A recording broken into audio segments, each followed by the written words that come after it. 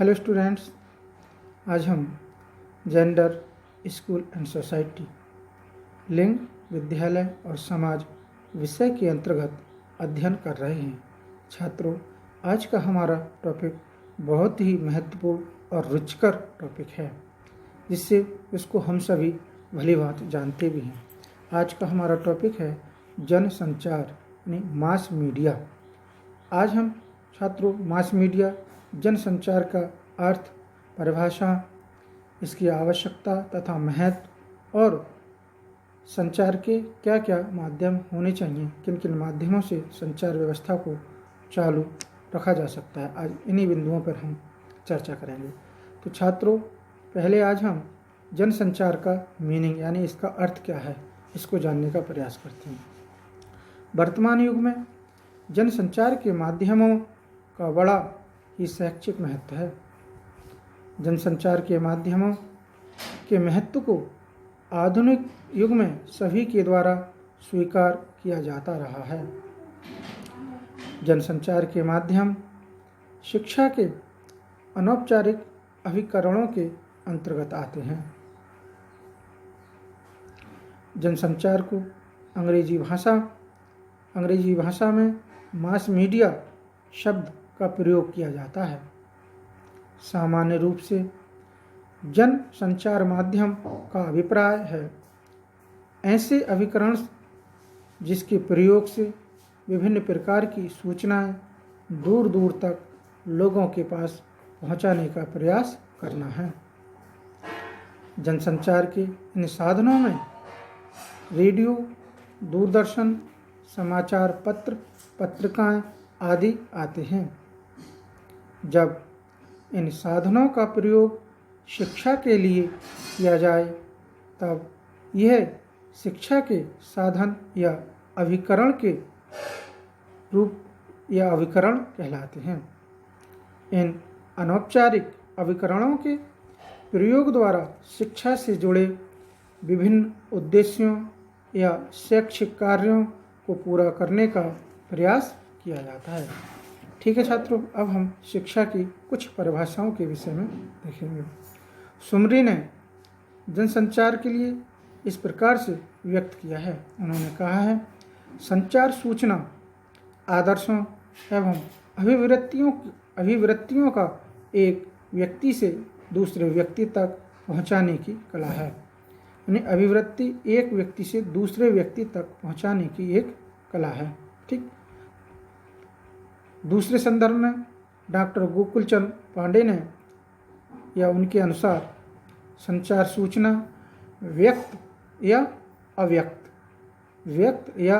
अव्यक्त रूप से सूचनाओं का प्रेषण एवं स्वीकरण है। ये डॉक्टर गोकुलचंद पांडे जी के अनुसार है। छात्रों, अब हम जनसंचार की आवश्यकता एवं महत्व के विषय में जानेंगे। क्या है? जैसा कि हम सभी को विदित है, मनुष्य एक सामाजिक प्राणी है। वह विचारों का आदान प्रदान प्रारंभ से ही करता आया है। जनसंचार के माध्यमों का वर्तमान में महत्व अत्यधिक हो गया है। जनसंचार के महत्व एवं आवश्यकता को नकारा नहीं जा सकता। जैसे एक ही समय में विशाल समूह को शिक्षित किया जा सकता है। एक ही समय में विशाल जनसमूह को शिक्षित किया जा सकता है। इसलिए जनसंचार का महत्व अत्यधिक हो गया है। नेक्स्ट, व्यावसायिक शिक्षा प्रदान करने के लिए या व्यावसायिक शिक्षा प्रदान करने में जनसंचार के माध्यमों का महत्व अत्यधिक है। इसमें रेडियो एवं दूरदर्शन के द्वारा किसानों के लिए कार्यक्रम इत्यादि का प्रसारण कर व्यावसायिक शिक्षा प्रदान की जाती है। ठीक है। नेक्स्ट, सामाजिक दृष्टि से जनसामान्य में जागरूकता उत्पन्न करना। ये जनसंचार आज के युग में बहुत ही महत्वपूर्ण भी है, इसलिए क्योंकि ये सामाजिक दृष्टिकोण से भी जन सामान्य को भी जागरूक बहुत तेज़ी से कर रही है। इसकी गति बहुत तीव्र है। नेक्स्ट, सूचनाओं को शीघ्रता से दूर दूर तक पहुंचाने का काम भी करती है, इसलिए भी इसका महत्व है।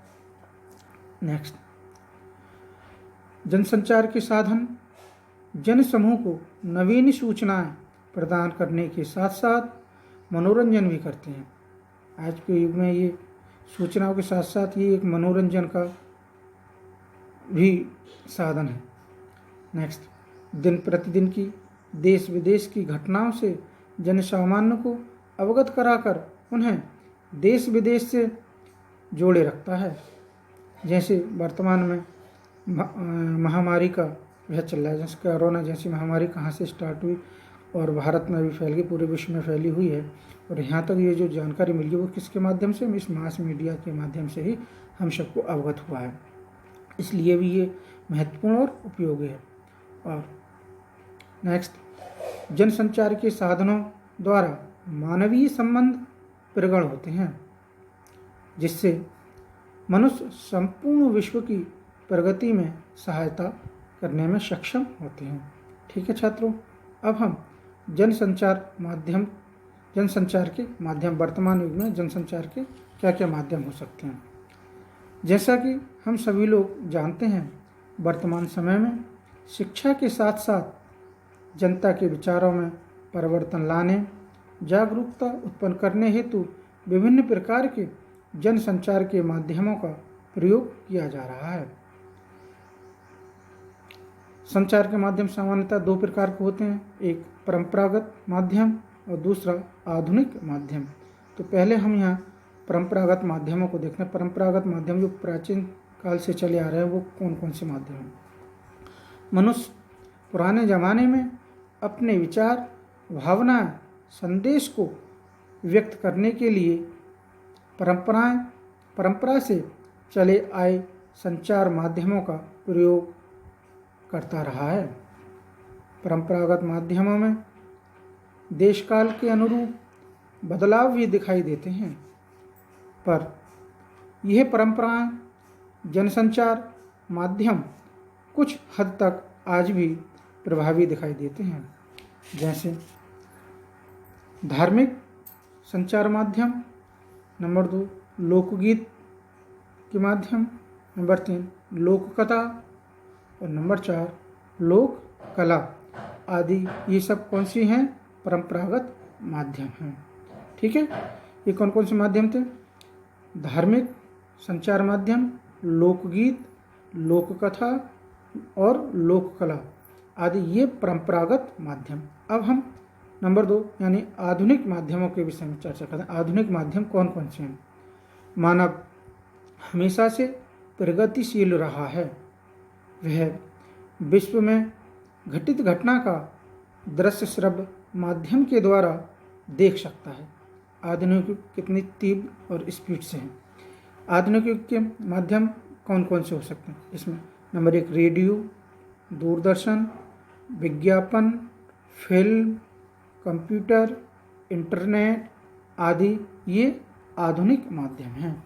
छात्रों, मैं आशा करता हूँ आपको आज की ये वीडियो पसंद आई होगी।